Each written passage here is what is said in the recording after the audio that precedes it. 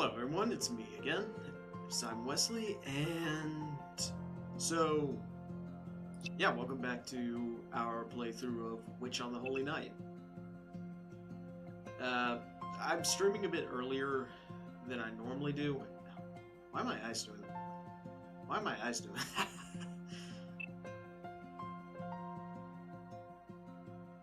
Hang on. But yeah, I'm streaming a little earlier than I normally do, partly because of the fact that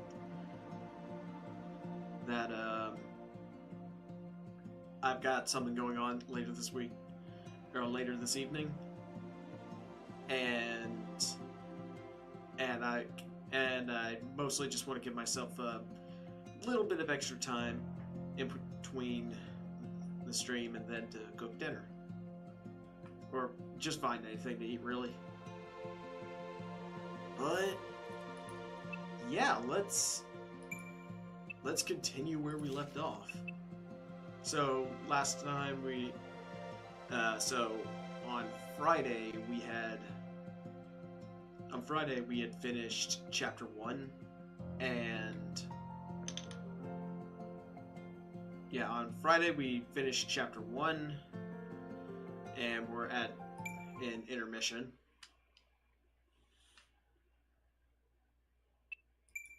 Alright, so let's go on to chapter 2.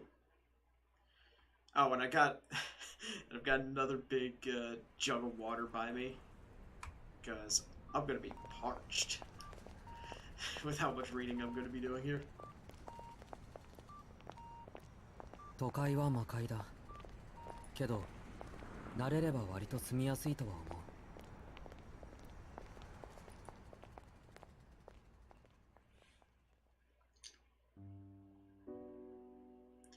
思う。Sojiro sighed listlessly.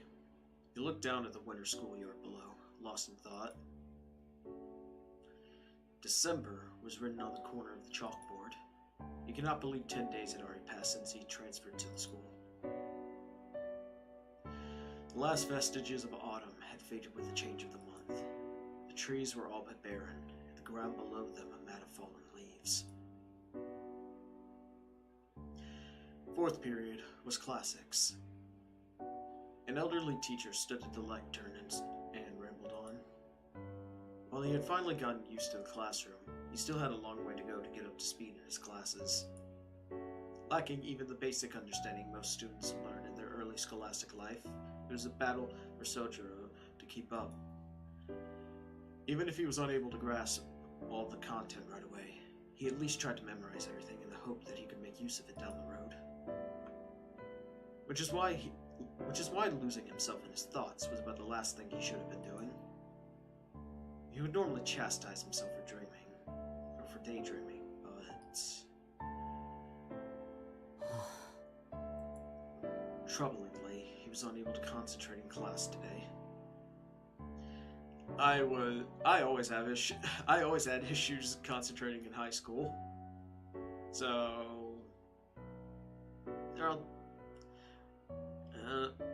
then again, part of that. Well. But no, I have trouble paying attention anyway, and I have trouble paying attention in the best scenarios. So high school was just an absolute nightmare for me trying to pay attention. Also, funny how I say that and can then immediately go and hyper focus on a Warhammer 40k lore video for 3 hours. Just alright. Sojiro could not place the source of his lack of concentration. It could not have been the winter in the city. It was much milder than in the mountains. Neither was his part-time job particularly tiring. He was not any more physically fatigued than the average student, so that could not be it either. Others might conclude that it was because the courses were boring. That seemed off the mark too.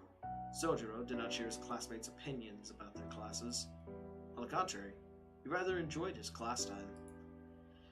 No, his frame of mind was not to blame either.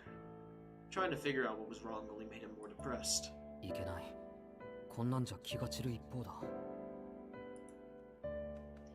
He scolded himself and turned his attention to the chalkboard. The rhythmic ticks of the chalk were sending him into a slumber when he somehow managed to resist their lullaby. And yet he was still unable to focus on the class. Sojiro reflected silently as was his custom and sighed inwardly. Deep down, he knew the real source of his agitation. The events of the previous night were the only thing it could be. With the chime to signal the end of class, the teacher bowed and exited into the hallway. To see him off, the 30 or so students all stood up from their desks. The clock, which had seemed to slow dramatically around 11:30, now struck noon. The tension seemed to fade from the room all at once. The release from a difficult lesson was the start of lunchtime, the highlight of school life. Misaki High's cafeteria was not particularly known for its quality of food. Complaints that the quality was below that of a private school went unheeded. And the same unique flavors appeared on the menu each and every day. Private school prices, coupled with subpar quality, led the majority of students to opt for boxed lunches instead. Sojiro's Class 2C was no exception. The boys muscled as many as 10 desks into what resembled a long dining table. Conversely, girls divided themselves into smaller tables of 2 or 3 desks with practiced ease, and started chatting with their cliques. Not a single student wasted even a second of their precious lunchtime. While both sides differed in method, they shared a common goal. Sojiro was struck dumb by the efficiency of the transformation. Even after 10 days, he was unable to keep pace with the rest of the class and remained seated where he had sat during the previous period. Oi! Kochi yo, Shizuki! The voice came from the large makeshift dining table near the window.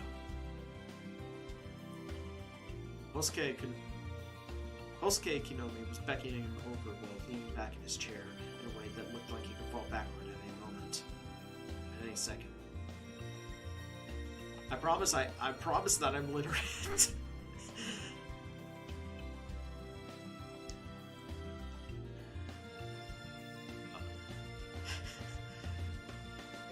Also, this is actually reminding me a little bit of how things were in my high school.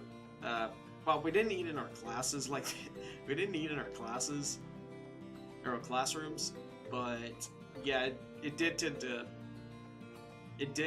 to each class each grade level when they went to lunch quickly, like, segregated themselves pretty quickly into whatever cliques had formed. Normally I just got tossed around. Normally I just bumped around from clique to clique.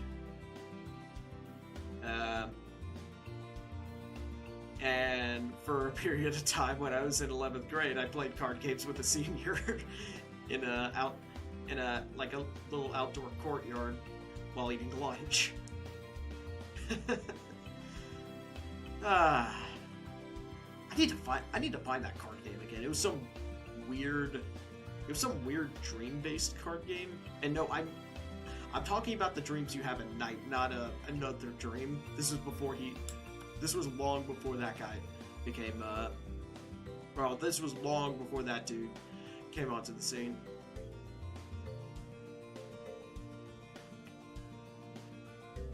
I'm only now realizing just how long it's been since I was in high school, and high school feels like it was yesterday. Okay, back to the game.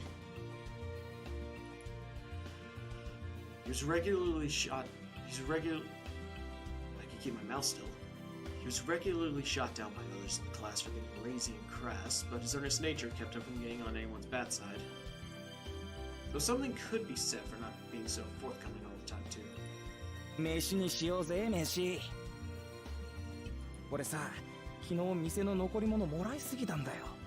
春巻きだよ春巻き。それを見た親父がさ、もらったもんは残すなってうるさくてさ、食いもん春巻きしかねえんだわ。 It seemed his end game was to find someone who might take pity on him and trade him for something better. What's wrong with spring rolls? Actually, yeah, what's wrong with spring rolls? Those are pretty good. But then again, I don't think we're seeing how many the dude has. Like, if he has like 20 other things to chew through, I wouldn't blame him for wanting to offload some of them to someone or to trade some of them. It's like your entire lunch just being a gigantic plate of potato wedges. Sure, a few of them are good, but if you have to chow down like effectively like 2 pounds of the things, it's going to become miserable. The two of them worked at the same restaurant, so he was one of the few people Sojiro knew before starting school. He was also the reason Sojiro was able to learn the true meaning of the phrase, can't live with them, can't live without them. お、いいな。しずきも来いよ。今日は待ちに待った缶詰祭りをすっからさ。ついに結婚するのかよ。誰か冷静になった方がいいんじゃないのか、実際。バカ、すげえ楽しいってきっと。そりゃパチモン臭いけど、カニ缶とか食い放題なんだぜ。サバ缶じゃなくて。Ain't no sardines in a can, dude.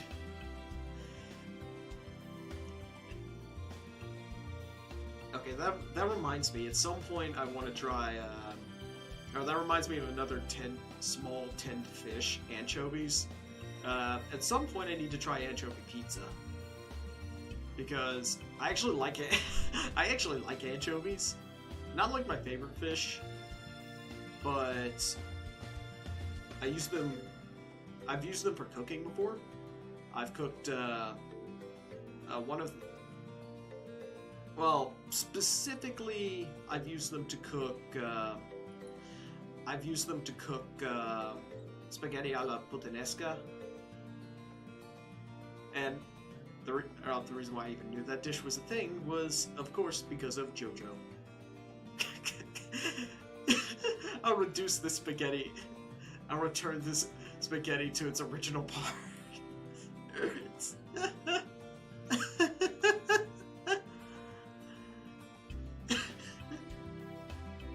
But yeah, at some point I need to try anchovy pizza. マジ？やったー！俺も参加する！コンビーフは一人か？ Corned beef. それとも早い者勝ち？ Corned beef is good too. Like my dad and I once had like a fairly decent stockpile of corned beef that we were using for sandwiches. much to my mom's chagrin. Okay, no, I'm over exaggerating. She didn't dislike the fact that we were eating corned beef, but yeah, we had a large amount of the stuff and we're using it, or we had a fairly substantial amount of it, so we were using it to make sandwiches for like a week straight. It's pretty good. A little too salty though, but at the very least it's not like super full of sugar. Too much salt and sugar are the bane of nutrition. お前な、一人で何個も食えるもんじゃねえぞあれ。うまいのは最初の一個だけだって。しずきたちが来るならノルマは一人7個に下がるのか。7 cans of corned beef. That ところで is. 木の実の弁当の中身なんか缶詰より硬そうじゃね？ The boys usually pass the time by making fun of each other's lunches, but today they were united against a common foe. A pyramid of countless cans stood in the middle of the table. They had all been taken from the pantry of a certain student's house, and the expiration dates on them had all been scribbled out with a marker. So So canned goods of suspicious fresh. Oh my god. Oh lord, this reminds me of so years ago I had to clean out a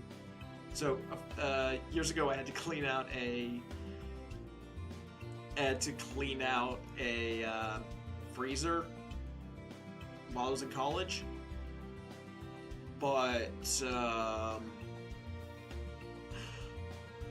But one of the things I had to clean out of it was an old, oh no, it was like a full fridge, but the important part of the story is that one of the things I had to clean out was canned crab meat. You can probably see where this is going. But yes, canned crab meat. And this fridge had apparently not been cleaned out in months, if not in years. So God only knows how long that can of crab meat was in there. We decided, me and the other guys helping me clean this fridge, God knows only why, decided to open the can of crab meat. We didn't check the expiration date, and I can assure you, I nearly vomited. It was the worst smell it was one of the worst things I had ever smelled. It was horrific.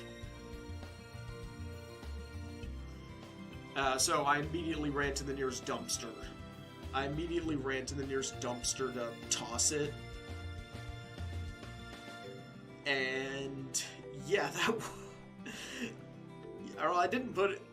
I wasn't gonna throw it in like the nearby trash can, or even like, I wasn't gonna throw in like a trash can or anything, because that would have just made the entire room smell awful. But yeah, so yeah, I think that's part of the reason why I am now very conspicuous about expiration dates. 食べるも地獄、残すも地獄。我ら5次元目の授業はないものと恐れぬ修羅となり、鉄の悪魔どもを平らげん。食材は下町の何でも紹介、マーケット中山からの提供です。ヒュー、バカも休み休みイエーイ。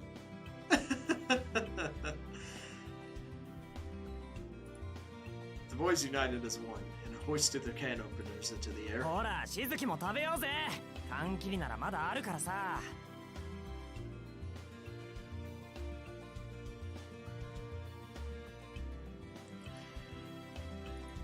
いや、君らの弁当の毒味はごめんだって昨日言ったはずだ。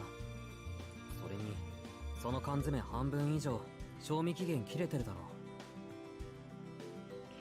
Good decision. なんだよ、釣れねえな。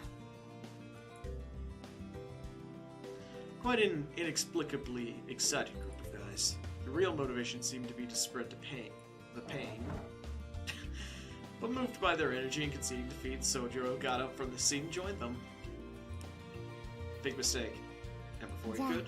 私たちが釣り上げようかな。しずきくん、あんなの放っておいて一緒にどう？ Another interested party joined the fray. A girl with short but stylish hair called out to him. She had also tried to get Sojiro to join the track and field club several days earlier. いや、そっちも遠慮したいな。Thanks for the offer, but I'd rather not, he answered with a troubled look on his face. On the table was nothing but a pile of fruit Sojiro had never seen before. なんで？パパイヤとか嫌い？ Oh, papayas. マンゴーもあるし、ヤシの実だってあるし。内緒だけど、夕張メロンもあるんだから。I don't think I've ever had a papaya. Well, I think I've had like a smoothie with papaya in it, but never like an actual papaya. But I've had a bit of mango before. Coconut's also always good. And I have no idea what a barring melon is. The members of the fruit group pumped their fists in unison at that last delicacy. 待て、なんだヤシの実ってあれ食えるもんなの？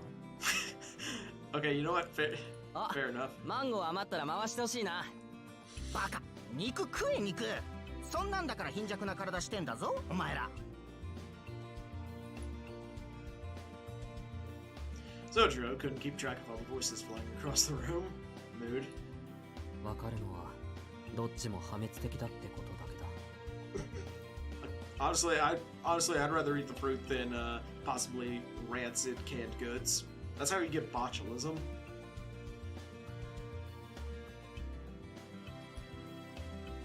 That being said, he found it difficult to refuse them outright. His tendency to accept others' goodwill at face value occasionally left him frozen with indecision. Not accustomed to regular human interaction, he was unable to judge when it was or was not appropriate to turn someone down. Someone tapped the lost little lamb on the shoulder. ほっとけほっとけ。いちいちここのバカどもに付き合ってちゃ人生台無しだ。適当に流しとけばいいんだよ。Very true. ほら、お前らもな、善良な羊を悪の園に引きずり込んでんじゃねえよ。An inappropriately loud voice echoed throughout the classroom from behind him.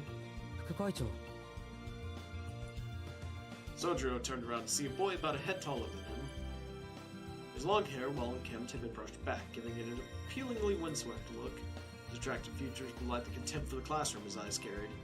Unlike the perpetually dopey-looking Sojiro, he was an extremely attractive boy capable of captivating anyone who so much as glanced at him. In most cases, such a boy's presence would be met with awe and respect. However... なんだよ、副会長様のお出ましかよ。てめえらのバカ顔にはコリゴリだって学食に陣取ってたんじゃなかったのかよ。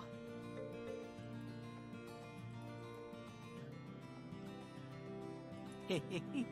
ここは見ての通り、ボンクラどもが集う貧民街でございますよ。王子はほら、A組の綺麗どころとカフェでお茶でもしてればいいじゃない。またしずき呼びに来たのかよ。 First Lady Aoko. としていい飛び丸殿下といい。しずき、なんかやばいことしちゃったのか。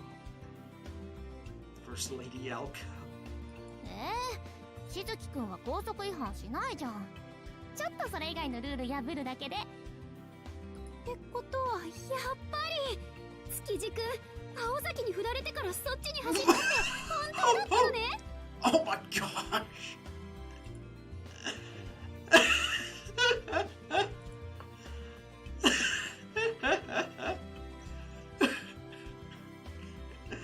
Oh my lord. They continue to give him a hard time. Sojiro could not help but feel sorry for him. Class vice president, on the other hand, showed absolutely no reaction whatsoever. He glared at them with a bored look and simply raised his voice. 相変わらず無駄に元気があって結構じゃねえかてめえら。そんなに活力たぎってんなら冬季特別清掃班にだって参加できるよな。おい、今んところ自主的に申し出てるのは全校で一人しかいねえんだ。西井全員が参加すりゃ俺も青崎も肩の荷が下りるってもんなんだがよ。The menacing growl in his voice contrasted greatly with the boy's well-constructed looks. Both Team Canned and Team Fruit's words were doused like a fire being smothered. This was partly due to their fear of the boy, but mostly due to their fear of the Special Winter Cleaning Team. Yes, the Special Winter Cleaning Team. Joining meant spending part of your winter break cleaning up the old school building and mountainous rear courtyard that had been neglected by the previous two student councils. It was a form of legalized torture that could potentially ruin 3 whole days of your winter break. Ah, come on, it ain't that bad. But then again, I've complained about this exact kind of work in the past. Oh well, that was years ago, when I was younger and less mature. Then again, I'm not very mature now, so... And forget about any compensation in the form of extra credits. No, it was pointless volunteer work for a student council project. It was practically a miracle that they had found even a single volunteer. いや、僕らちょっと体弱いんで、スミッチョで缶詰食べてますね。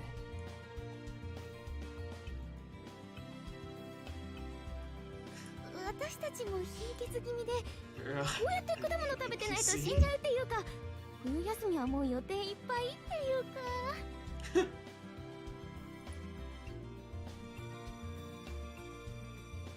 All the students but one scuffled away. よし、昼食はやっぱり静かにやらねえとな。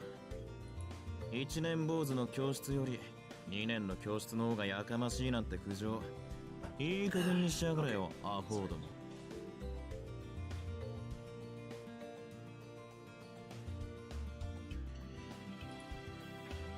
The mom meekly scurried away. Sojiro turned to join them, but as he did, あ、お前はこっちだ、宗次郎。ちょい顔貸せ。oh no. A hand on his shoulder held him in だよ place. 生徒会応募。人んちのテーブルマナーまで指図してほしくねえよな。Inoue cursed him under his breath to his friends the second the vice president turned to go. はあ、上等じゃねえか、木の実。いいぜ。お前が記念すべき2人目だ。冬休み、首を洗って待ってやがれ。The vice president must have heard everything Kinomi said because he gave a thumbs up before figuratively jabbing hit at his eye. はあ、何言ってんですかあいつ。あれ自主的なイベントじゃん。いくら副会長ったって強制はできないですよね。The problem child, Class C, laughed merrily. そりゃ昨日までの話だ。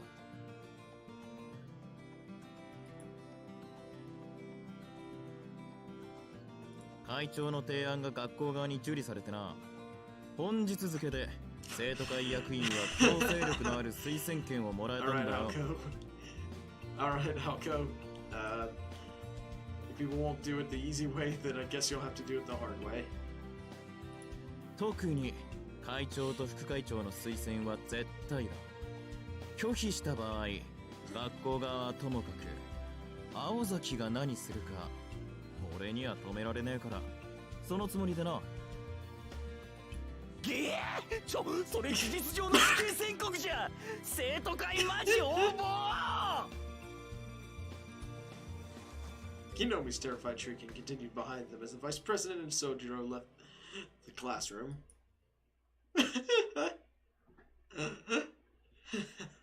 Okay. お前も大変だな、宗十郎。あんたも割と暇なんだな、副会長。The two entered the empty student council room. Misaki High's student council had the use of two rooms.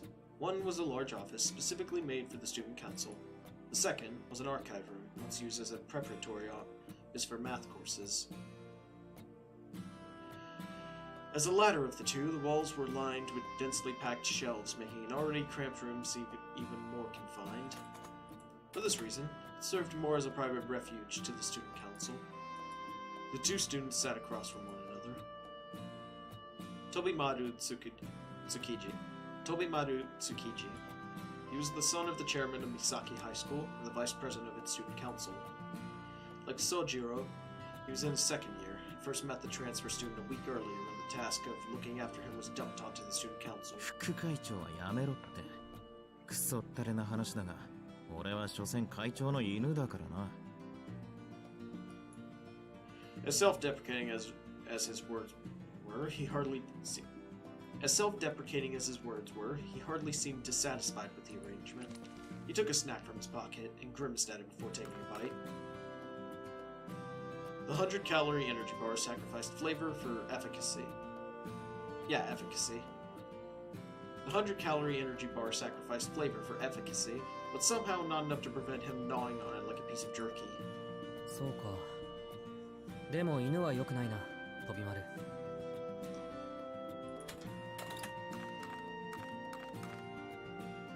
Sojiro sat in the chair with a concerned look on his face. あ？犬がどうしたって？犬は良くないって言った。例えが違う気がするし、何より怖いぞ、あれ。なんだよ。山奥育ちのくせに犬が怖いのか？そりゃ大抵の生き物は怖いけど、犬は別格だ。徒党を組んだ野犬ほど始末に負えないものはない。足の速さも脅威だけど、何より執念深すぎる。坂だろうと追いかけてくるし、最後の一匹になるまで引かないんだぞ。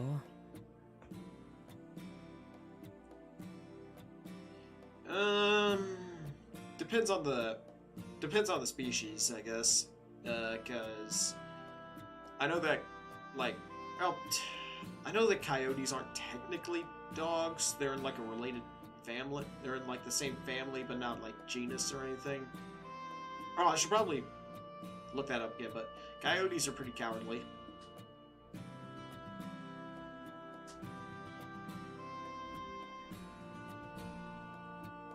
But wolves, on the other hand, wolves and probably like, actually, yeah, normal wild dogs, probably. I don't know. Let's keep going. Sojiro opened his lunch as he spoke. Inside the bright green cloth, 3 beautifully made triangular rice balls. ショックだ。ショックって何が？いや、そんなこの世のものとは思えない握り飯を見たのは初めてだ。それどっちなんだ？褒めてるんだよ、バカ。Sojiro was always confounded by phrasing that could be interpreted in multiple ways. Euphemisms and subtle sarcasm were often lost on him. It was only on rare occasions like this one that he chose to confirm what was being said. Tobimaru had come to suspect that Sojiro had a very black and white way of seeing と things. ころで、その固まった小麦粉みたいなの、美味しいのか？ Sojiro stared at the energy bar with a curious look on his face. まずくはねえが、うまくもねえよ。人間、何事も手間暇惜しむようになっちゃおしまいだぜ。Tobimaru quickly finished off his bar, put another one on the table, and grabbed one of Sojiro's rice ball. Sojiro failed to notice the rudeness of the forced exchange, and it gave the proffered energy bar a try. なんだか土を食べてるみたいだ。I guess those sorts of bars were a lot. I'm guessing those sorts of bars were a lot more primitive back in the 80s. But then again, I think I've had like a couple of them that tasted like absolute, taste like dirt. But most of the ones I've had tend to taste pretty decent. 違いない。遊びをなくせば人生こんなもんだって見本だな。Out of principle, Sojiro labored over his energy bar, cringing all the way. I don't know if I would have translated that as... Does it say cringing in the original? Kind of a little odd phrasing for that. Or I don't know, maybe I'm just... Maybe it's a... I don't know. I'm not a... I don't know. I actually need to look at the original and do some, like, translating work. He was both curious of the unknown and loath to leave something unfinished. 今無理に平らげる必要はねえぞ。そいつの利点は携帯食ってところ。まあ、そっちはともかく。どうだ？ああ、飛丸や青崎が気を使ってくれているからね。Tobimaru turned his eyes up to the ceiling, unable to handle Sojiro's carefree smile. As absent-minded as Sojiro might have been, his expressions were nonetheless incredibly earnest. It was like poison to someone as self-absorbed as Tobimaru. だから青崎は来ねえんだよな。He took a bite from the rice ball to steer himself away from such thoughts. Though now cold, the rice had managed to maintain its freshness, startling Tobimaru. ん？いや待て。気を使ってんのは俺だけじゃねえか。青崎なんて。なんでそこで君が怒るんだ？いや、だからだな。お前が学校になれるよう陰ながら見守ってんのは俺で、青崎は生徒会室で全校生徒の弱みを集めてるだけって話だ。面倒な苦労してんのは俺だけじゃねえかって。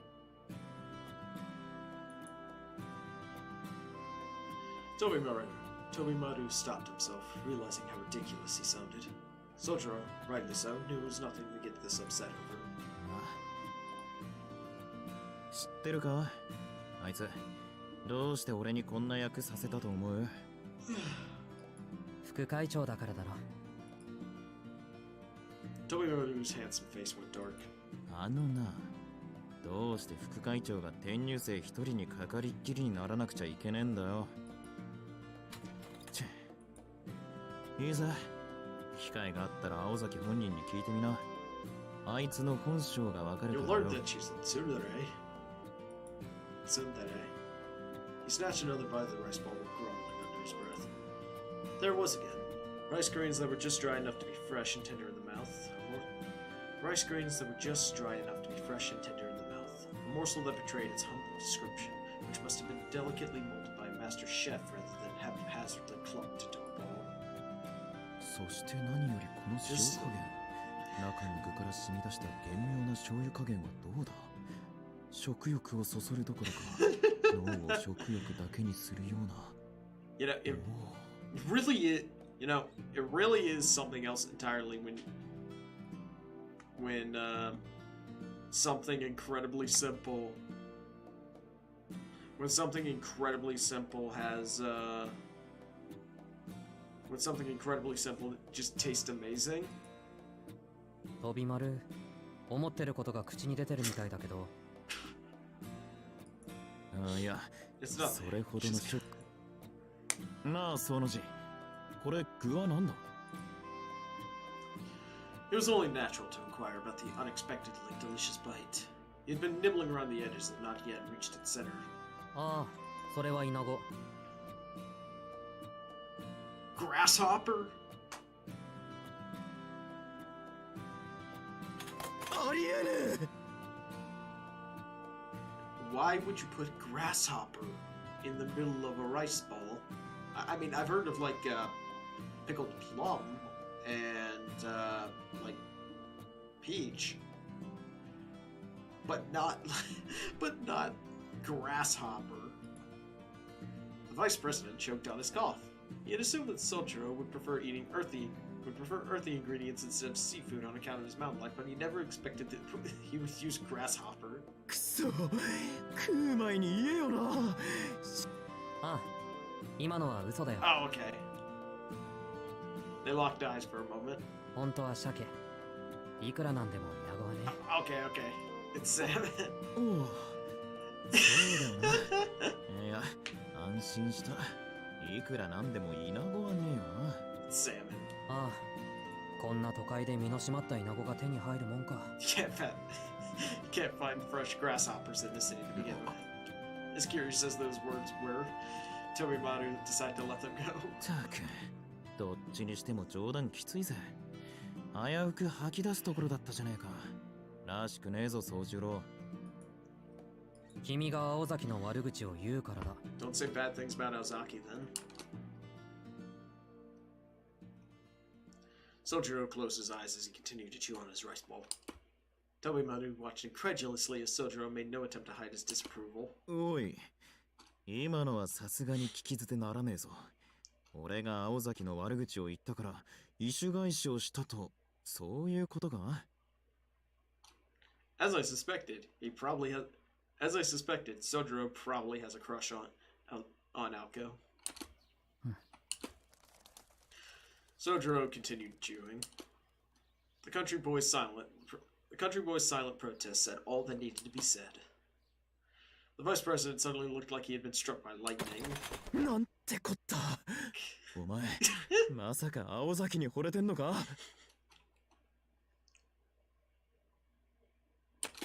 そうなのか。そうなんだな。おい、眠ってねえで起きろ。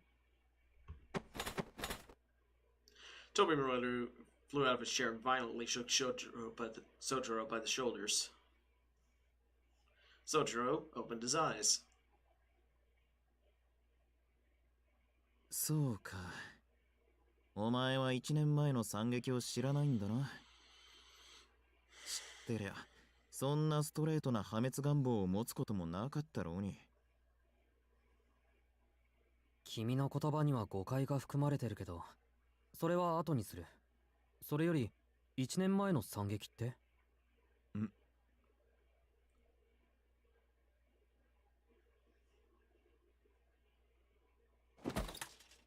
Tobimaru regained his composure and sat down after a moment's thought. 仕方ねえ。この手の噂をするのは好きじゃねえんだけどな。Tobimaru reassured himself that it was in Sojiro's best interests as a young man to know. あれは青崎がまだ1年の頃の話だ。あの頃はみんな入学したばっかりで、青崎がどんな性格か誰も知らなかった。あいつ外見は文句なしに美人だからな。そりゃ男どもは狂気乱舞したもんさ。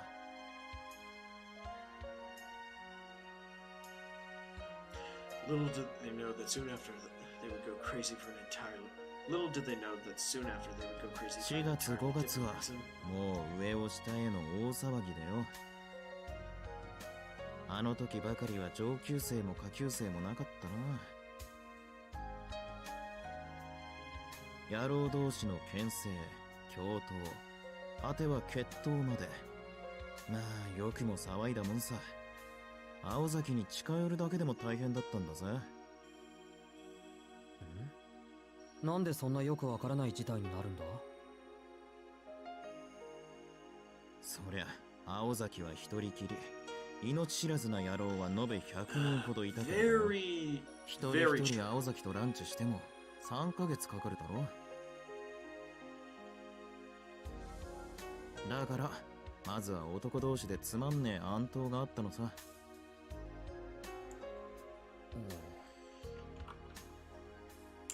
Yeah, very true. This kid,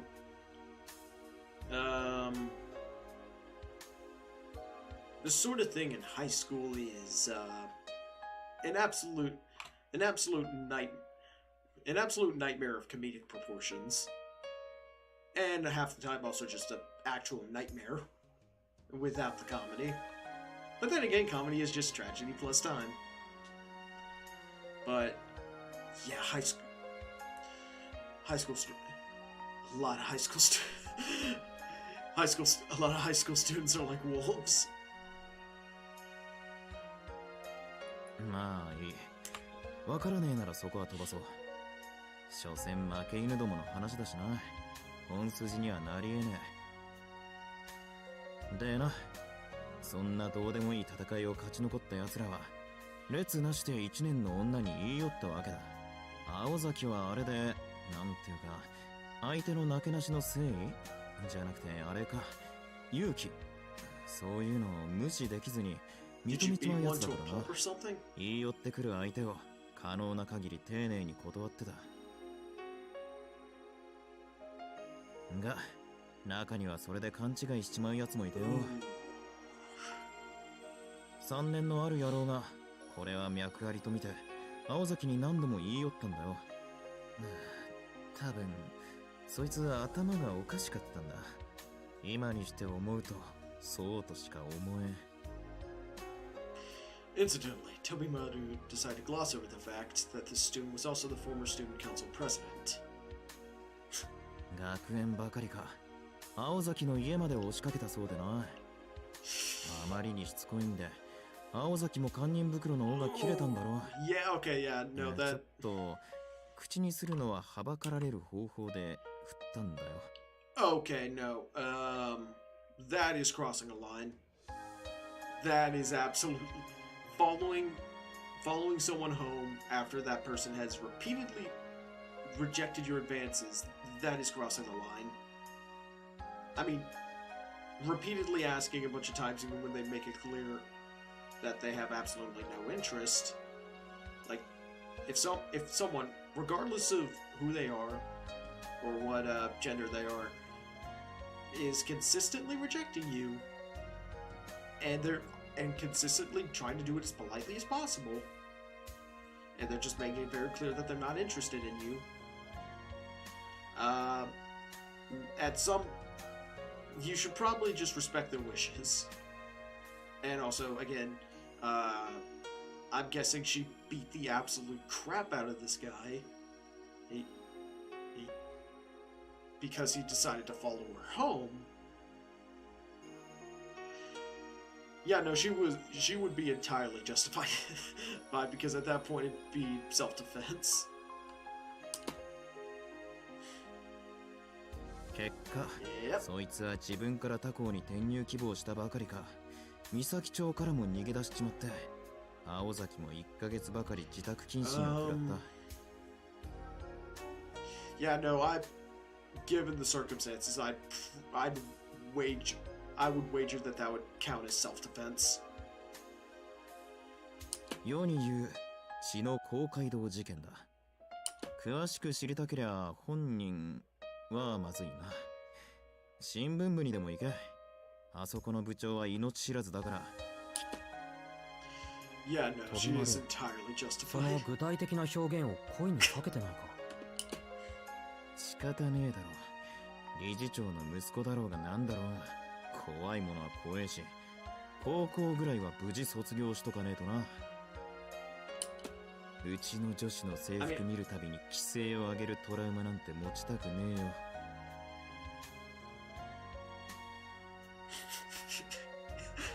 Okay, but in all seriousness, though, everyone forgetting about the fact that she let down like almost 100 other guys as lightly and as kindly as possible, and the only one she had that kind of reaction to was the one who was probably harassing her to the point where he followed her home, and then she promptly beat the tar out of him. But also fair. I mean, yeah. Sojiro tilted his head to the side in confusion. Tobimaru had lost him with that comment. まあいいそれよりなんで青崎なんかがいいんだよそう He tilted his head again, this time to the other side. おいお前本当に青崎が好きなのか単に胸がドキドキ言ってるだけならそれは恋じゃなくて恐怖だってオチもあるぜいくらその字がぼんやりでも理由ってもんがあるだろ Because if your heart pounds in your breath, that could be caused by fear, you know. He tilted his head even further. What Tobimaru was saying sounded off, but Sojiro decided not to press the matter. All the more because he found many of his own emotions towards Aoko Alzaki to be incomprehensible. そうだな、おかしい。俺はあまり彼女を知らないのにね。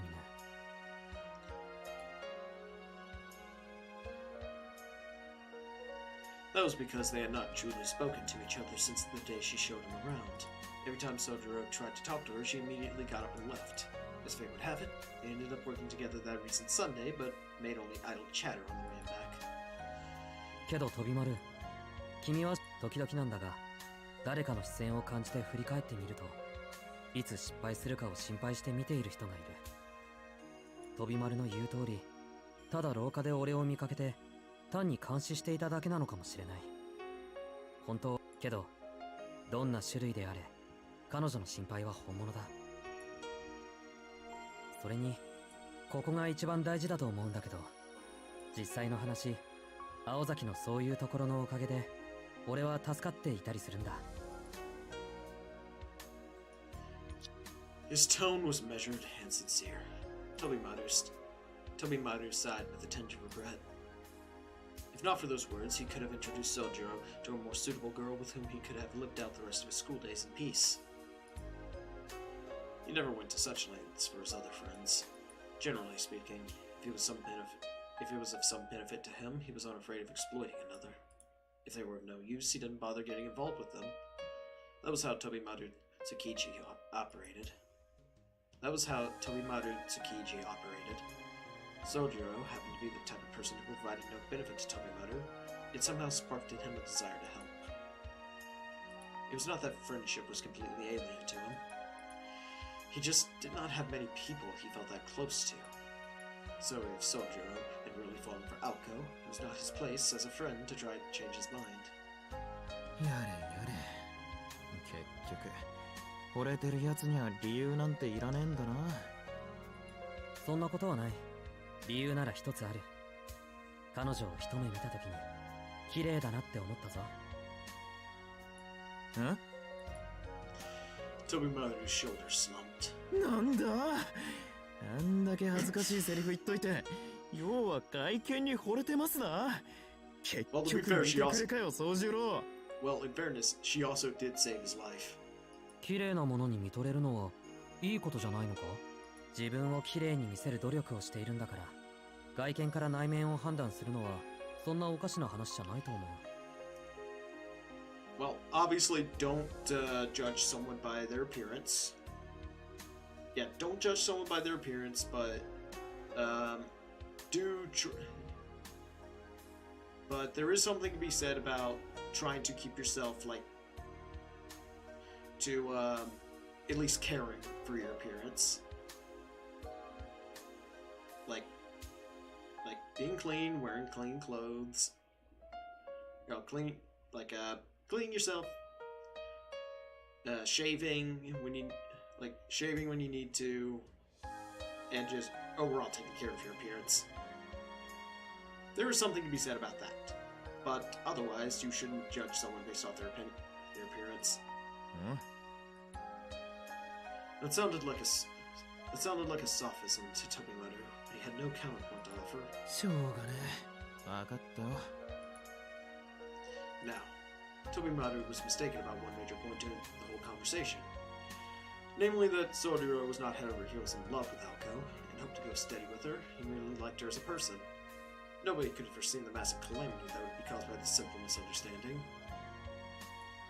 だがよ、一つだけ忠告しておくぜ、宗十郎。青崎は喧嘩をした相手だろうと別に嫌うわけじゃない。いい例が俺だ。He spoke with a pained sigh, as if opening old wounds from the past. そうか、詳しく。おう、昔な、半年前の夏だ。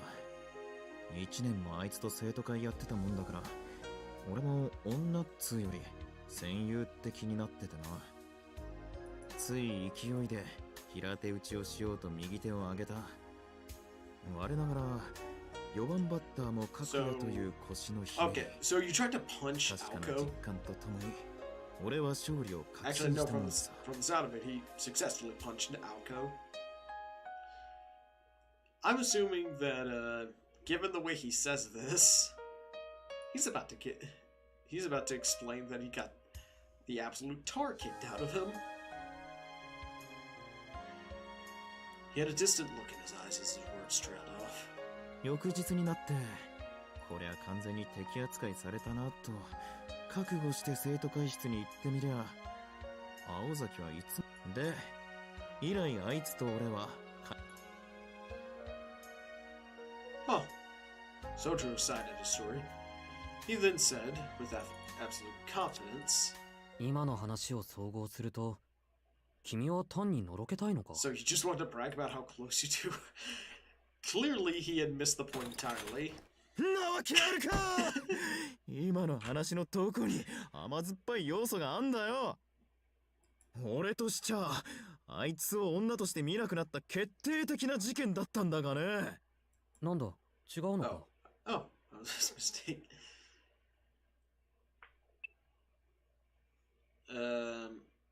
I think it also goes to show that how this also kind of lines up with the fact that Aoko apparently, or it was with his earlier point of Aoko's demeanor towards someone not really being indicative of her feelings towards them. Given that she's continuing to generally work with him, and has probably nothing but, and probably very much dislikes him for punching her in the face. A look of disappointment flitted across Sojiro's face. Tobimaru revised his opinion. Sojiro was something of a simpleton, but there was a quality to him that Tobimaru could not quite place. とにかくだ。俺がいいことをすれば好かれる。気に入らないことをすれば嫌われる。ってわけじゃねえんだよ。Sojiro answered that he would keep it in mind as he looked at the clock. They had been talking for a while and lunch もう was 君 almost からの over. 話はないか？あ？初めからね。うん？ Why had Tobimaru even brought him Why had Tobimaru even brought him here in the first place? Sojiro tilted his head in wonder, but shook it off to deal with the more pressing matters at hand. よし。じゃあもう少し付き合ってくれ。飛び丸に聞きたいことがあったんだ。Tobimaru sat straight. Tobimaru sat up straight, having never seen Sojiro's face look so serious before. Sojiro set aside his rice ball and cleared his throat.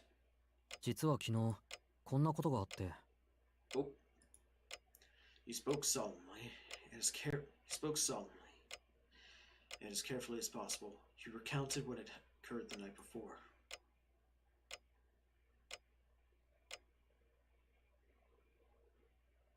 Did he wind up delivering some? しずきくんいる？ Did he wind up delivering something to Aoko's house? It was 10 to 12 and lunchtime was quickly coming to an end. Her face popped into Class C as lively as ever, as if it were an everyday occurrence. Aoko Alzaki announced her presence. While Aoko wasn't part of Class C, she didn't let it bother her as she casually entered the classroom. In contrast, the baby birds who had been so noisily chirping while eating lunch quickly quieted and began to rearrange their seats. どういう意味よそれ。 She bristled internally before looking around the room. She could not see the male student she had come here to find. He hardly stood out, so she thought he might be hidden in a corner somewhere, but that appeared to not be the case. 有里くん、出席番号12番のしずきくんは？ Aoko kept her tone professional. 俺？しずきならさっき飛び丸殿下が連れて行ったよ。The boy was shocked that she actually knew his name. The boy was shocked that she actually knew his name. One might think that the reason students referred to Tobimaru Tsukiji by a royal title was because he was the chairman's son, but it was because he actually acted like royalty. In fact, the vice president was said to have taken a liking to the title. 飛び丸が？あいつしずきくんと仲？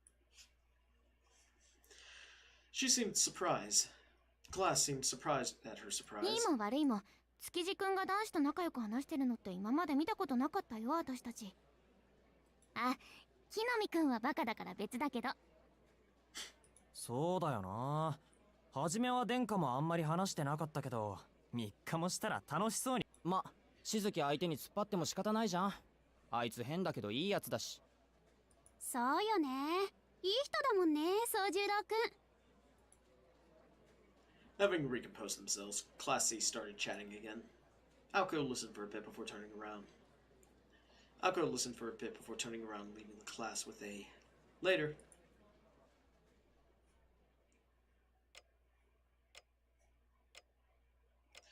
All the Sojiro talk finished as quickly as it had started.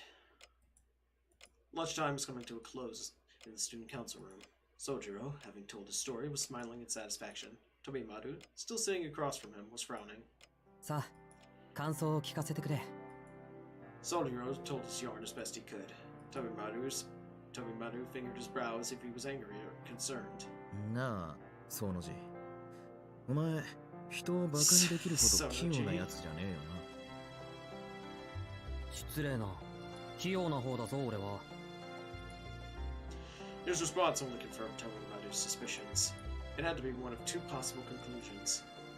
That what Sojiro had just told him was true, but that Sojiro was so tired that he must have been hallucinating at the time.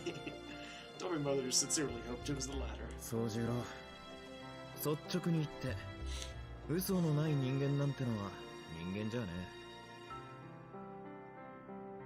え。俺は人間嫌いだから、そんなお前さんが気に入ってたりするんだが、そんなやつまで馬鹿げたことを言い出したら、俺は明日から何を頼りに昼飯を食えばいいんだ。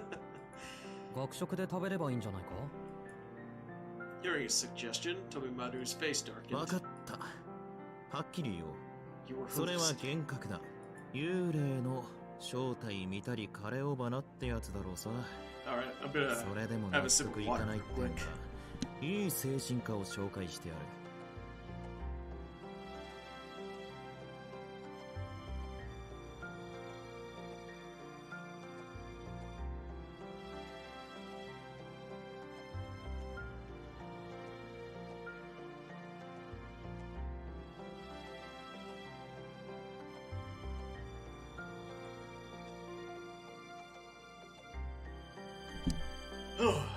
Okay, that was good. I worked up a real big thirst earlier. それが君の感想か。 As bitter as Toby Mother's words might have sounded to most, Sojiro swallowed them whole. そりゃ俺だって神隠しの類だと思ったよ。けど都会じゃもしかしてそれもありなのかもしれないだろ。 Satisfied, Sojiro finished off his last rice bowl and neatly folded the cloth. おい、すると何？お前は都会の人間は口から火を吹いたり腕が伸びたりするのが普通だと思ったのか？まあ普通じゃないけど特別でもないんじゃないかと思ったんだ。ここは山にないものが溢れている何でもありの場所だ。だからそれぐらいやってのける人だってもしかしているのかなと。 This feels like foreshadowing. That his face was as serious as it was made Tobimaru realize just how big a culture shock Sojiro must have been experiencing, living up in the mountains with no electricity, a place where the night sky was as it always had been, where humans were just one more organism in nature's garden. It makes sense that these conditions would create a boy like him. The idea of children growing up so pure was an appealing one, but maybe it was natural to forgo civilization when your population was so small. Or perhaps it was so simple a world that excessive knowledge was deemed irrelevant. It was precisely because city life offered him so much that was impossible up till now that he had come to the conclusion that anything was possible here. 安心しろ。確かにこっちにはタチの悪い奴らばっかりだけどな。そうだといいんだ。 But Sojiro seemed unsure. And on Tobimaru's part, there were things in Sojiro's story that he found hard to swallow. Whether true or not, the incident Sojiro had described was disturbing. まあ、事の真偽というか、どんな結果だけ見れば、うちの生徒が夜の公園で人を殺したってことになる。しかも双方控えめに表現。As a newcomer to town, Sojiro assumed that everyone his age was a student at this school. Better or worse, he was right. 一人は火炎放射器を持って、もう一人は、まあなんだ、なぎなたでも持ち出したのか、刃物らしきものが何メートルも伸びたときた。Sojiro bobbed his head up and down as he listened to the disbelief in Tobimaru's voice. Hearing it repeated by someone else, he could see how someone might think he was taking them for a ride. 正気を疑うな。宗十郎、お前、実は俺をからかってんだろ。いや、けどまあ、都会にはそんな人間はいないんだろ。なら飛び丸の言う通り、夢でも見てたんだ。ここのところアルバイトと試験が重なって辛くて。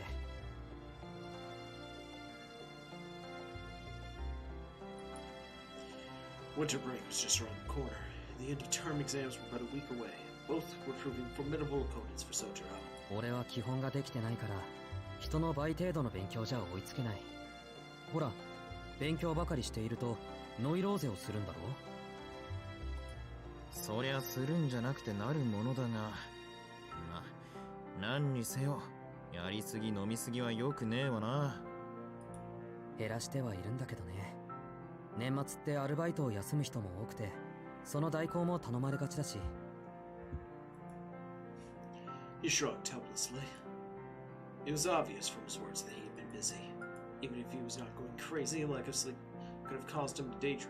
Even if this all did go down in the middle of the night. なんだか大変そうだな、宗十郎。ああ、実はかなり参ってる。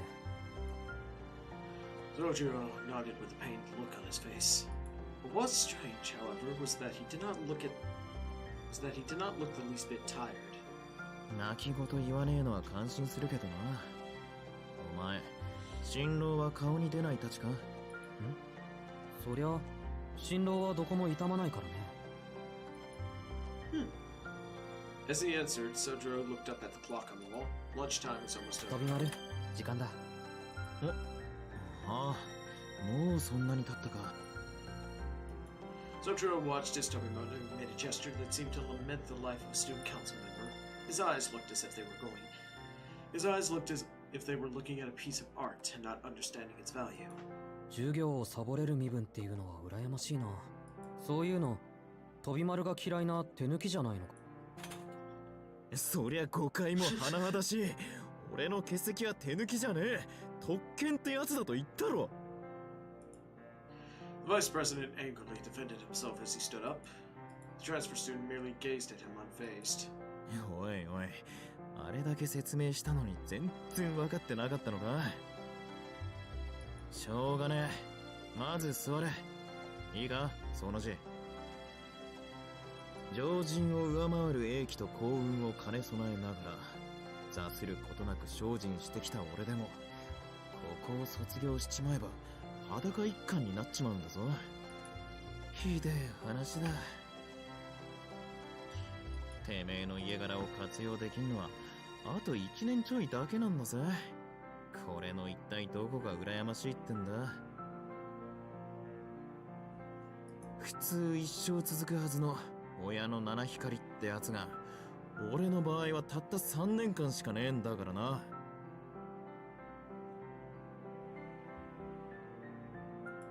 となりゃ有効なうちに使っておかなきゃもったいなくておちおち眠ってもいられねえ。ああ、嫌だ嫌だ。何が嫌かって、バカどもとガン首並べて金勘定するのが嫌だ。たく、ちっと渦巻く大人の世界じゃ、俺のオブラートみたいな心なんてパックリ飲まれて溶けちまうこと受け合いだろうさ。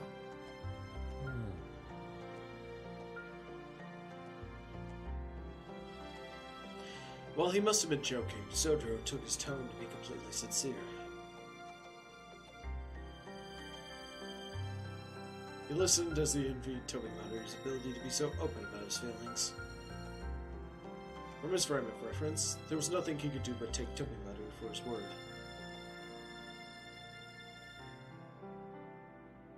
When... Ah, Aoko. あら、そんな権利なんて留年すればいくらでも引き延ばせるのに。なんなら協力してあげましょうか。この私でよろしければ。The door to the student council room flew open, washing away Sojiro's half-hearted response to his friend. And here comes Osaki Aoko, with a steel chair. This frosty statement destroyed the warm atmosphere of the room.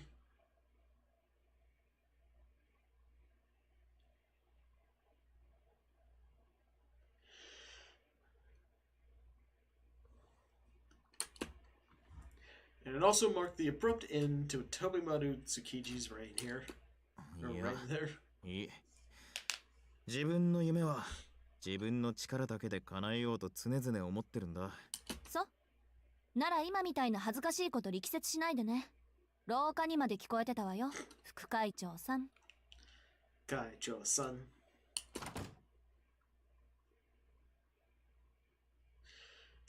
Not missing a beat, Aoko Ozaki stepped inside the room. Her dark hair was slightly disheveled as if she had been running. Her gaze missed the sitting Sojiro entirely and was focused completely on the ranting vice president. 頑張れ、飛び丸。Good luck. Sojiro quietly got up to head back to his classroom. 割と薄情なんだな、お前って。Tobimaru grumbled in front of Aoko. だって時間がない。だから、そういうのが薄情とだな。He cut himself off. Aoko briefly shifted her gaze to Sojiro. 時間がないのは私も同じよ。あなたにはいつも振り回される。Not a complaint. It was her honest opinion. なんだ？要件は総十郎かよ。安心なさい。あなたにもあるから。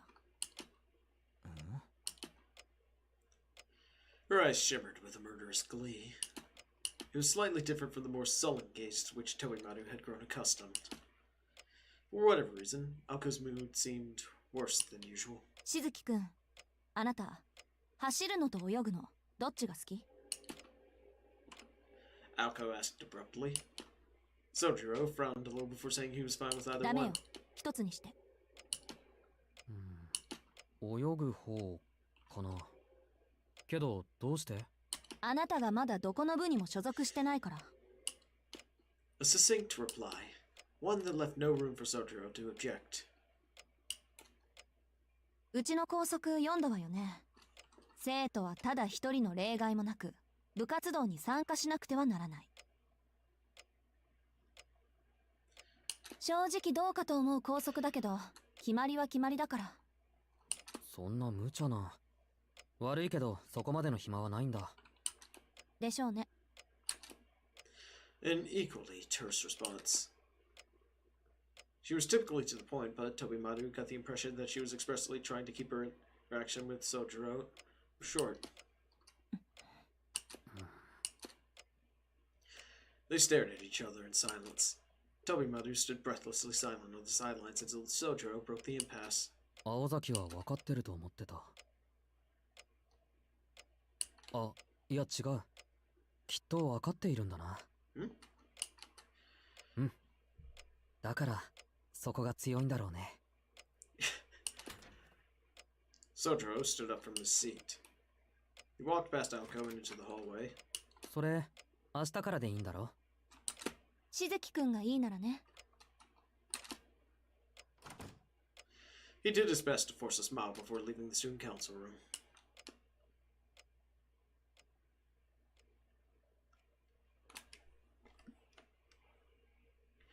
While watching the events play out, Tobimaru found himself deeply impressed with Sojiro. You could tell from Aoko's behavior that she was trying to get a rise out of Sojiro. Sojiro, on the other hand, didn't react. Heedless of what Aoko was doing, he simply went on his way. To Tobimaru, it was hard to believe that Sojiro had not taken offense. From his point of view, Sojiro's poker face had been the performance of a lifetime. いや、でも何が強いんだろうな、会長。He looked at Aoko curiously. Aoko stood completely still, staring at the wall. The more and more this game goes on, the more and more I read this, the more and more the description I put on this stream becomes true. Aoko's reactions are a form of physical comedy. 青崎？ Aoko showed no response. おい、会長。青崎。青子女子。おい、聞いてんのかよ、青崎青子。さいはね、青を呼ぶな。Her fury echoed across the student council room. It was a beautiful sound that could be heard to the hallway and made Tobimaru's rant from earlier pale in comparison. やかましい。うるせえのはてめえも同じだ。Perhaps her shouting was still ringing in his ears, or he was just the type to answer a shout with a shout. But he shot back reflexively. そんなんだから男の一人もできねえんだよ、お前は。ほら、目覚めたか？ No maidens. Okay. 別にあなたの声は聞こえてた。煩わしかったから無視してただけよ。黙らせるの面倒だし。てめえな、俺はカカなんかか、おい。コミュニケーションが成立しない点で言えば、あっちのがまだ上品よね。ほう、その心は？お互い何を言ってるかわからない。意味のない会話なら、仰せみたいなものでしょ。Based on that statement, Aoko must have been under the assumption that dating was the act of two lovers whispering nonsense to each other. 問題は、お前にとって意味のある会話ってのがどの程度の価値かってことだが、まあいいか。いつになくきついじゃねえか、青崎。ちょっとね、今愛嬌振りまける状況じゃないのよ。不思議だ。この2年間で青崎の愛嬌なんてものは見たことがないんだが。飛び丸のいない時に振りまいてたの。そうかよ。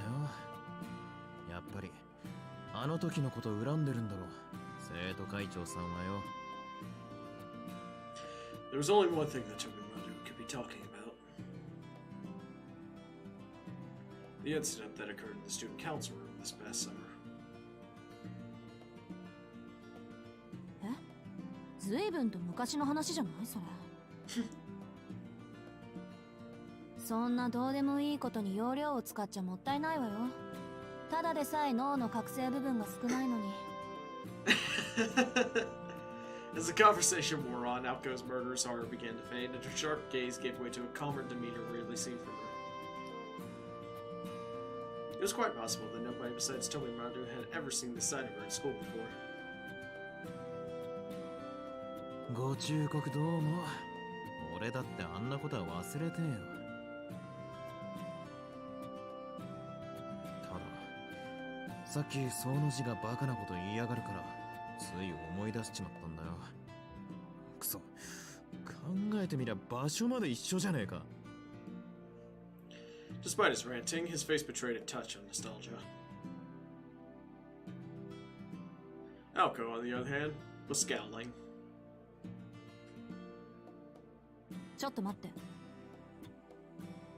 You feel nostalgia for punching me in the face? あの話、彼にしたの？ああ、俺がてめえになんで会長になんか立候補したのよ。あんたは副会長って顔でしょ、どう見ても。なんて挑発されて生涯最高の月をしたと。Aoko let out a sigh, as if relieved that Tobimaru had not told Sotaro the rest of the story. Even she wasn't sure あ why. れは確かにびっくりするぐらいいい月だ。ところで、私そんなこと言ったっけ？言った。しかも俺が保健室に運ばれたのを Okay, so she actually did beat the 強 crap 引 out に of 副 him. 会長にしやがった。Okay, so she actually did beat the crap out of him.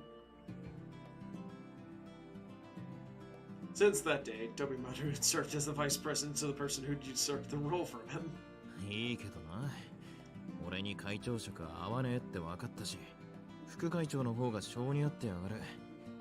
会長なんてやってたら危う。プライド高い分、できることは全部やるからね。とま、会長職に先進するあまり、気がついたら優等生になってたあんたも見たかったけど。やめてくれ、ゾッとしねえ。猫かぶるのはお前だけで十分だ。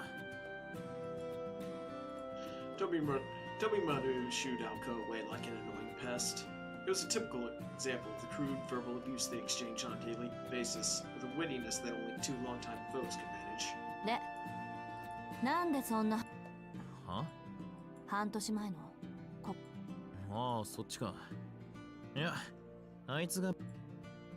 He stopped himself before he said anymore. He knew better than to let slip the fact that Sotaro had a thing for Aoko, or when new guys didn't sell each other out like that, even if it was all in truth a misunderstanding. それよりさっきのはないんじゃねえの。お前、宗十郎に恨みでもあんの7日以上前の恨みを引きずるほど、私はお姫様じゃないつもりだけど。He wanted to retort that she was more like a queen than a princess, but he'd come to know her too well over the past 2 years to dig himself into a hole like that. 恨みはないね。それにしちゃ確かに調子の狂うやつだが、あいつほどいいやつはいねえだろう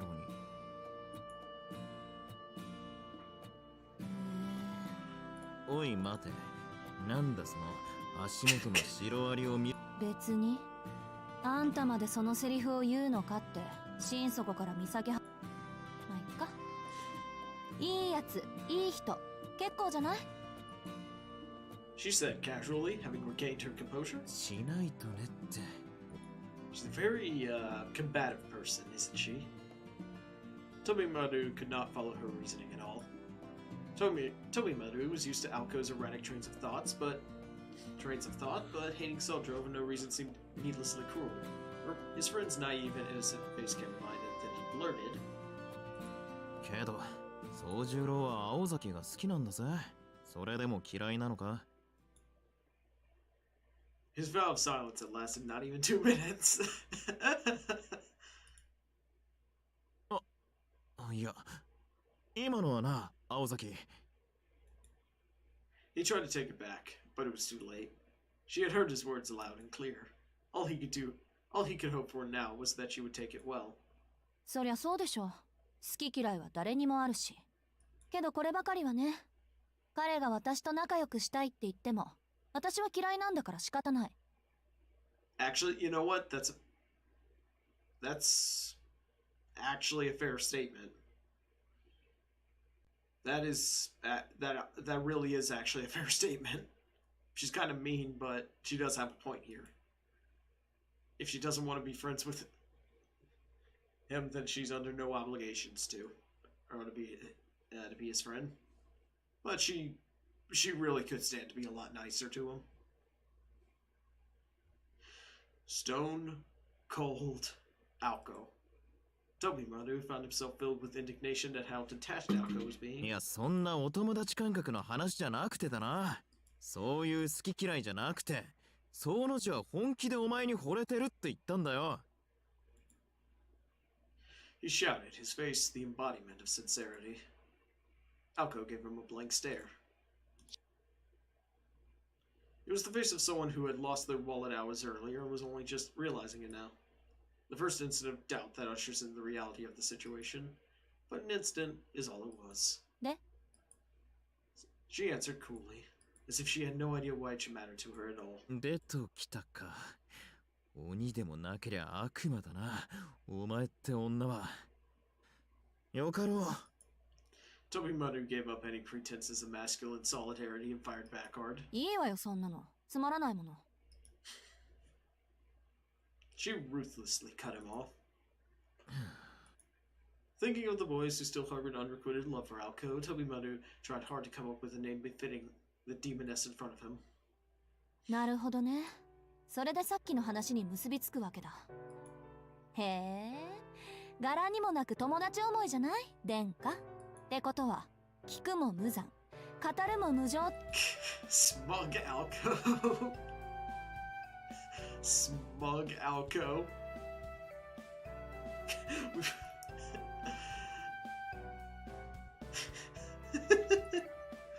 She laughed as a fiendish smile adorned her face. Tobimaru repented to God, whatever he or she might be, for ever bringing up Aoko's love life. 飛び丸にしちゃ正しい判断ね。褒めてあげるから、どんな話をしたのか聞きたいな、私。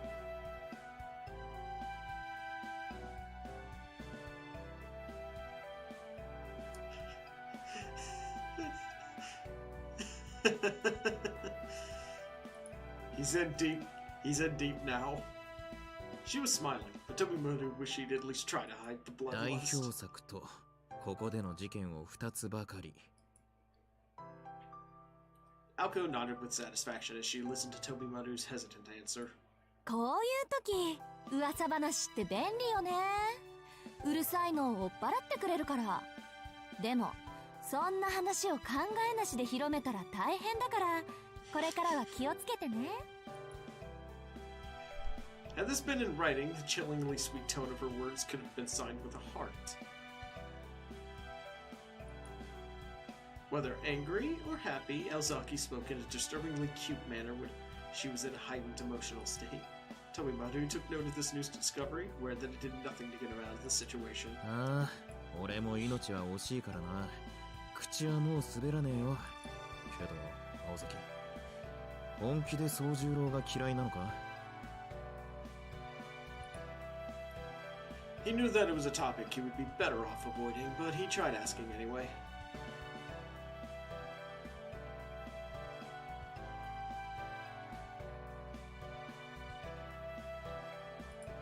The bonds between men, at times, shine more beautifully than a pearl.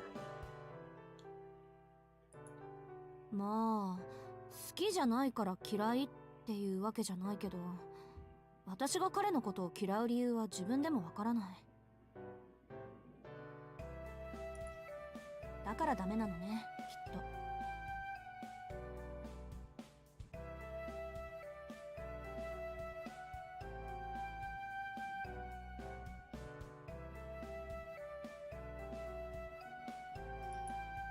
Perhaps to placate Tobimaru, Aoko paused in contemplation before she answered. Giving it a moment without immediately blurting out a response meant that not even he could complain. そうか。まあ、そういうことならしょうがねえか。何しろ、綺麗さっぱり感情論だ。お互い理由もなく好きと嫌いじゃ手を貸す隙間もねえわけだし。 Thinking that would be the end of it, Tobimaru looked up toward the ceiling and silently apologized to Sojiro. However, his final sentence appeared to have piqued Aoko's interest.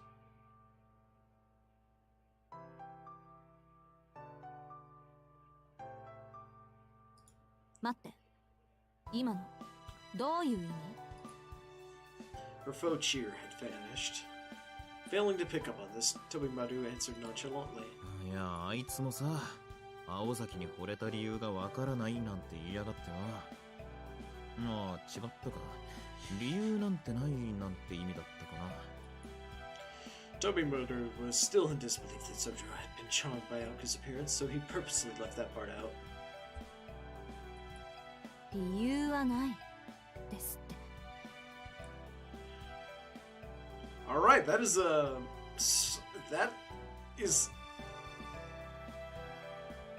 that's certainly an expression, Aoko. ああ、なんで俺がいくらお前の噂話をしても無駄だった。天津さえなんて言ってたかな。あ、そうそう、理由はどうあれ青崎の心配は本物なんだとか、自分はそれで助かってるとか、俺なんかには言えないセリフだったのは確かだね。どうにも。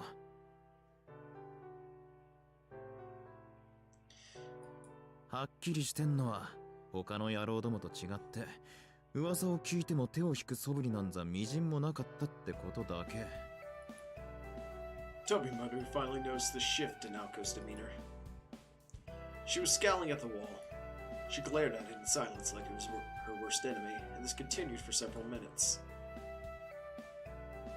何それ？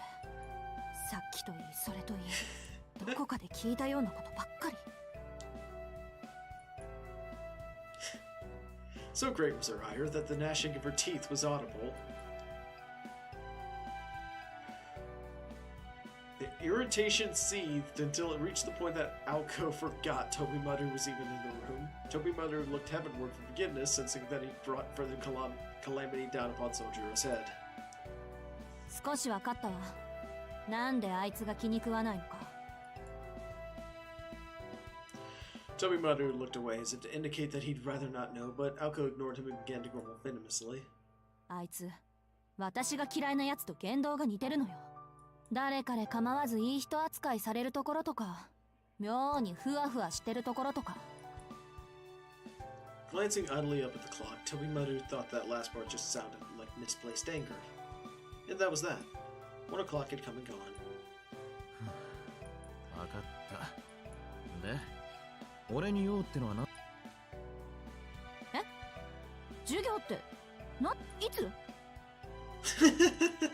いや、さっきその字が出てってから青崎がギラーンって壁に睨んでた時にチャイムが鳴ったんだよ。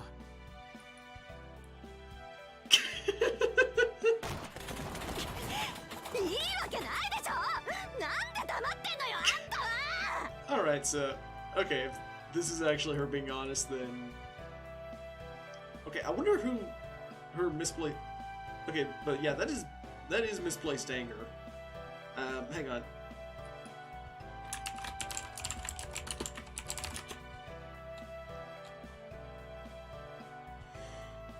Yeah, displaced aggression. Yeah, so I would very much like to see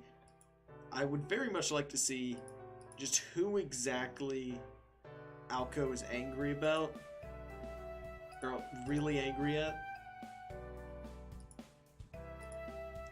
Yeah, I very much want to see who Aoko is truly angry at.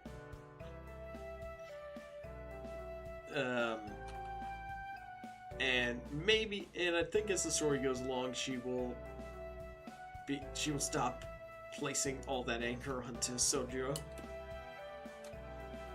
Oh. She looked like she was on the verge of tears as she shouted and pulled at his necktie. Tobimaru raised his hands in mock surrender, a gesture reserved only for the true victor. 蚊の方がエレガントなんて言いやがった仕返しだ。重い汁がいい。男の純情を踏みにじったり焼き殺したりするエリート悪魔め。相変わらず細かく根に持つ男。言動には言動で返しなさいよね、卑怯者。 She tightened his necktie around his neck with a yank. The vice president smiled a thuggish grin, as if her reaction made his victory that much sweeter.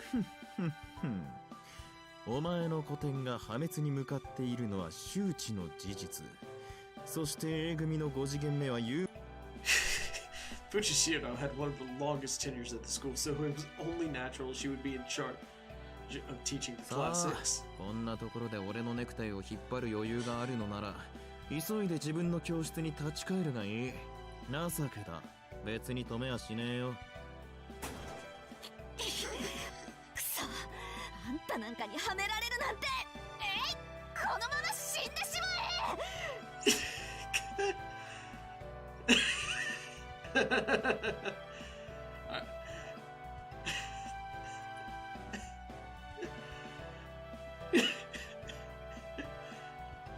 She choked him even harder with his necktie.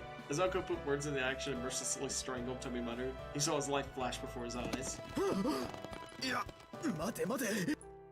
Aoko glanced up at the clock.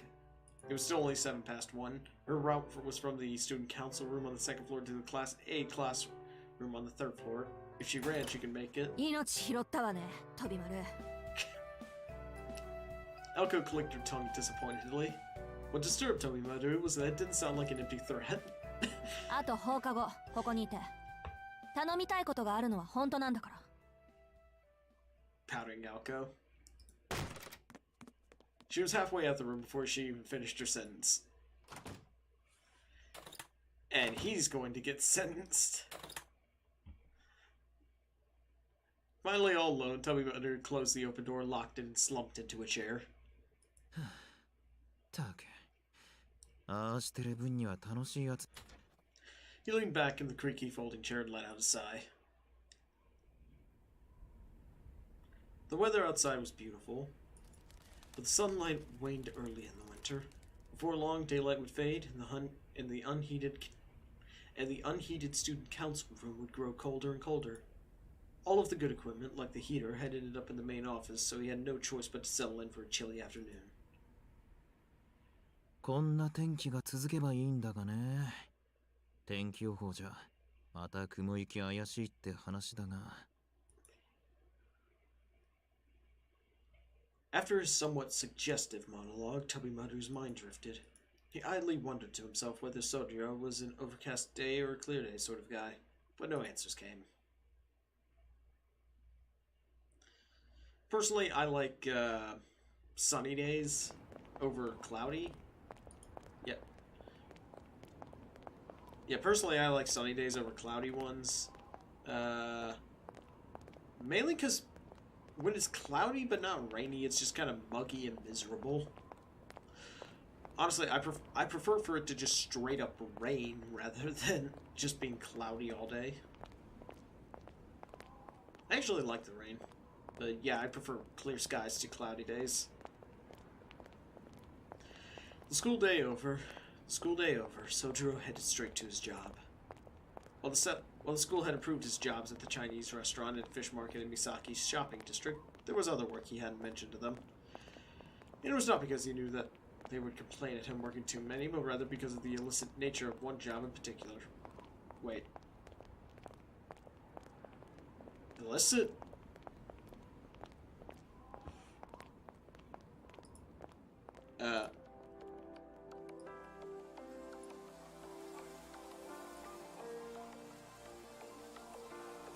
Oh, okay, it's a pachinko parlor. I thought it was I was concerned that it'd be... Okay, I was concerned that it was going to be something else. Yeah, I was concerned that it was going to be something else. Okay. If it's, like... Okay, I know it's technically gambling, but I thought it was going to be something else.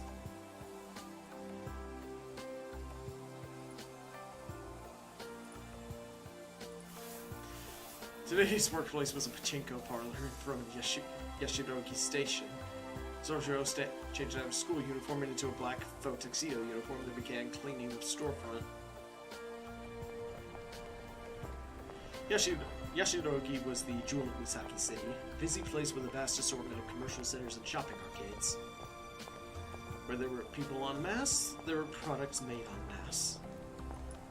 A romantic might describe it as a place of joy, a realist would note the free enterprise, and a cynic would point at all the garbage.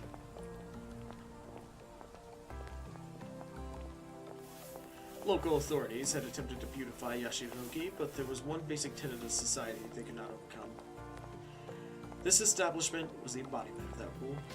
Businesses such as this attracted the dregs of society, and as such, the front of the parlor had to be cleaned several times a day. Sojiro stood outside in the winter cold, sweeping used-up cigarette butts, picking up discarded flyers, and tossing empty cans into the trash. Something about it must have reminded him of mountain life, because he cheerfully finished the job with ease. After making sure the storefront was acceptably clean, he returned to the inside of the parlor where it was nice and warm. Blinding lights, deafening sounds, the oppressive odor of tobacco assaulted him as he passed through the parlor on his way to the office. 店長、外回りの掃除終わりました。はい、ご苦労様。それでいいかな。2階の40番台のお客さんの様子見てきてくれない？どうも懐に飲んでそうなんだよね。あのお姉さん。Remember, with gambling, the house always wins. His boss was a good-natured man who used to work at a desk job. The reason he employed someone like Sojiro, even though he was clearly a student, was not because he admired him for working his way through school. It was because all the other employees were scary and intimidating, and he wanted at least one employee who was not. いいんですか？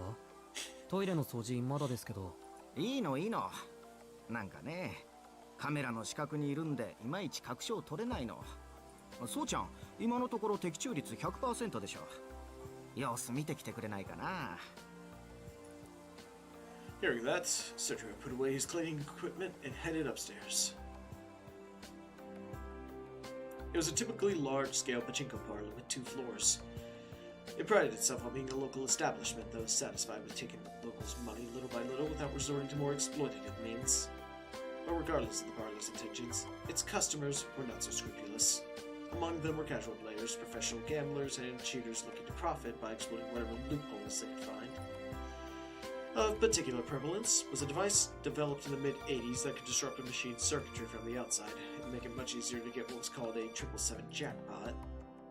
As much as the parlor wanted to deny these cheaters entry, it needed to present hard evidence of cheating or risk losing customers, particularly in the service industry. Innocent until proven guilty was not a rule taken lightly. As a result, they could only punish the customers they caught in the act. Such cheaters were known as kotoshi, a slice of society which Sojiro knew nothing about. What he did know was that they were inconveniencing his employer and violating the rules. He went upstairs. The radio and game machine sounds on the second floor were quieter than the cacophony below. There were 100 game machines on the ground floor and over 80 on the second. While there were some empty seats here and there, it was a solid evening turnout. The machine mentioned by his boss was in the center aisle. Sojiro nonchalantly leaned back against the wall and watched the customer hit the jackpot over and over again. The second he saw her, his gut told him that she was not cheating. He still was not sure what made someone a master swindler, but if it meant they were special, this woman certainly fits that description. It's almost as if he could feel the luck emanating from her. As the customer looked on, she silently turned the handle again and again. She appeared older than Sojiro. She wore a green, form-fitting one-piece dress. A pair of stockings covered her legs. Her slender legs were gracefully crossed, and her elegance suited a painting better than a casino. Her dark reddish hair was cut short in a bob, perfectly framing her stylish spectacles and crimson lips. Truth be told, something was off about this picturesque beauty, ringing the jackpot over and over again. 4 boxes worth of pachinko balls sat at her feet, and her winning streak showed no sign of abating. She looked bored as her slender porcelain fingers lifted a long cigarette to her lips. Just as that thought crossed his mind, her gaze turned toward the wall at Sojiro.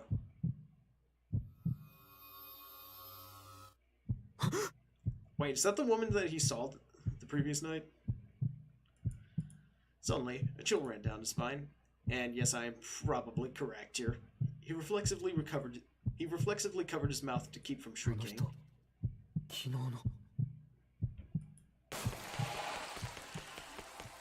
Yeah. Acting on pure instinct, Sojiro took off running. He headed straight downstairs, desperate to not be on the same floor as her.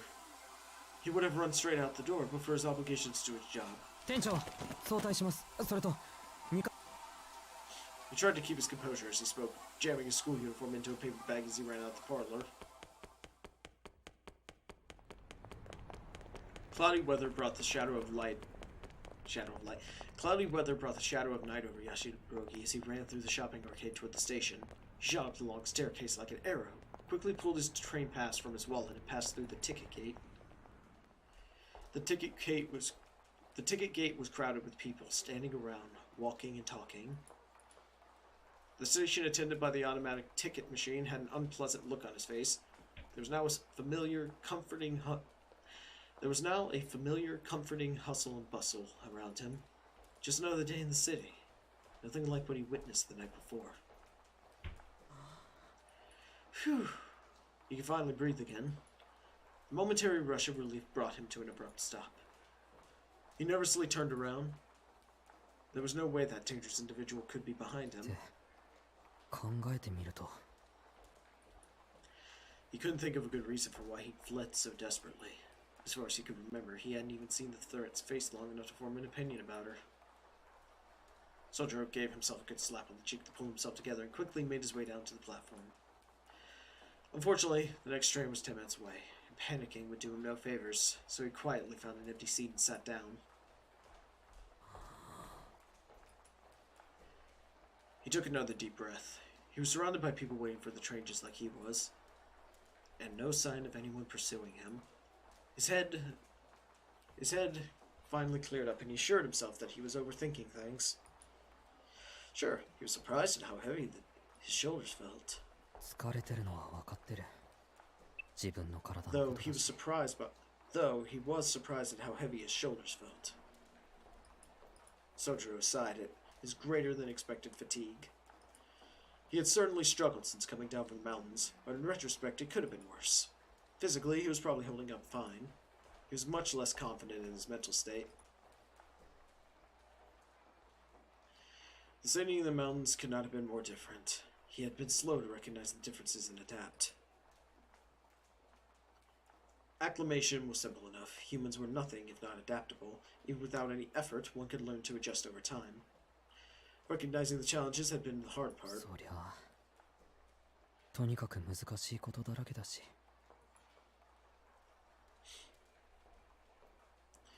Sojiro grumbled a complaint he'd never uttered before. To be honest, he was still afraid to wander around town. There were so many things city people took for granted that Sojiro had yet to grasp. It was little wonder that this never-ending chain of surprises would wear on him. そっか疲れてるのは体じゃないのかだからあんな幻を見る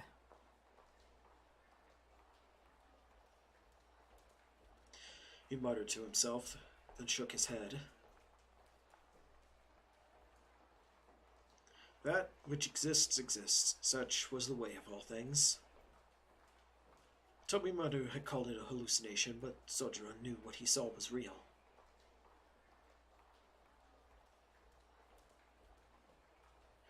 The city was a magical kingdom compared to the mountains.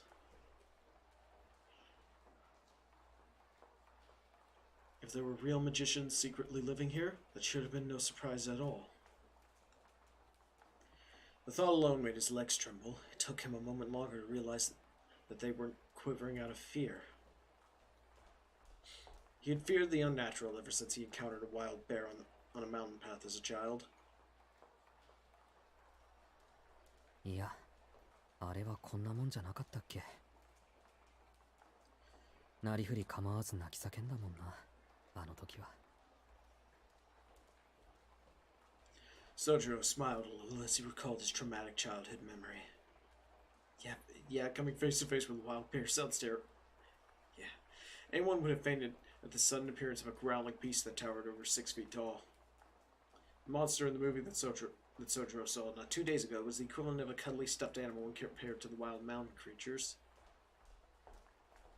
He was reminded that he'd faced far worse before. His ordeal now was something he could endure. そうだよな。今の問題はちらっと聞こえた最後のセリフか。捕まえて始末するっていうのはどうなんだ。 At face value, the meaning was obvious, but the implications were simply too frightening to contemplate seriously. Perhaps he misheard the words, or perhaps the speaker had misspoke. 破壊のルール。誰かがきっと罰しに来る。 Even as he said it, the idea didn't feel quite real. It was hard to imagine that it applied to him. Sojiro breathed in and closed his eyes. His vision dimmed, putting the illuminated cityscape out of sight and out of mind. For now, he resolved to put last night's events behind him. When he opened his eyes, his breathing had calmed. それでさ、青崎を殴りつけようとして結局どうなった？ The question suddenly popped into Sojiro's head. He decided he would ask next time and stood up from his chair. A long streak of light blazed by, announcing the arrival of the next train.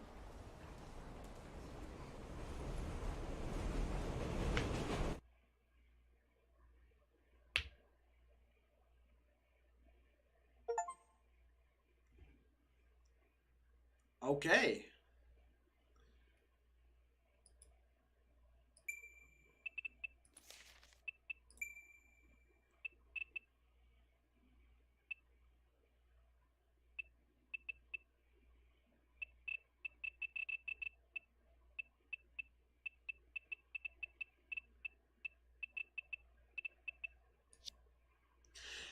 Oh, all right. Okay, that part. That part is opening a bunch of questions that I want to see answered. I'm actually invested, or I'm pretty invested in this right now.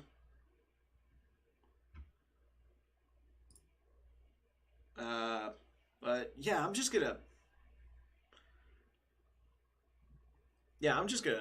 chill for a sec.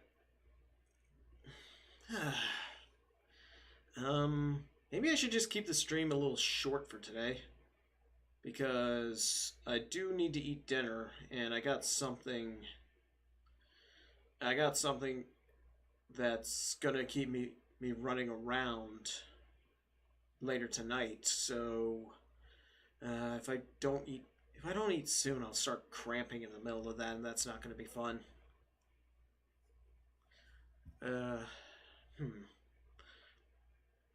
Well, we do have I did schedule another. Let me check the scream schedule. Maybe I should have a scream schedule at some point. Okay, but yeah, let me check the schedule I posted. Okay, I do have another. Okay, yeah, I did schedule a stream, another Witch on the Holy Night stream this Friday. And yeah, tomorrow evening is Darkest Dungeon. Oh yeah, and Wednesday is Dawn of War. I don't know if I'm going to do the campaign for that one. Yeah, I'm not sure if I'll do the campaign for that one. As fun as the campaign is for Dawn of War. Yes, as fun as the campaign is for Dawn of War. I don't know if I'll do the campaign. I might play like a few online games. Actually, you know what? No, let's do the campaign for Dawn of War. I like 40k. I think I mentioned it a few times, but I do actually play 40k, like IRL. There's a reason why it's called Plastic Crack. It's like I bought like one thing I got the other day was in one of the old like metal chaplain on bikes. Not like the new Primaris. It's not the new Primaris chaplain, which I don't like Primaris. I'm just gonna say that up front. I don't like them. But no, it's like one of the old. It's like one of the old metal ones. Yeah, it's like one of the old metal. It's one of the old metal chaplains, and and it's nice to have what's basic, or I'll have a model that I'm pretty sure. Oh, actually, would it be older than me? I don't think so. Actually, I do. I do have a couple 40. I do have at least one 40K model that's like older than I am. But yeah. Did I save? Yeah, I saved. But yeah, I think just so I can get prepared for the just partly so I can actually have some time to get and cook dinner and take care of a few other things. I think I'm going to end things here, especially since this is already a pretty good ending point. We're going to be playing a lot longer though on I will be playing a lot longer though. Yeah, I will be playing a lot longer though on Friday because I'm starting that stream a little bit. I'm starting that stream at around 5 p.m. Yeah, I'll be starting the stream. I'll be starting the Witch on the Holy Night stream on 5 p.m. at 5 p.m. on Friday. So I will be oh,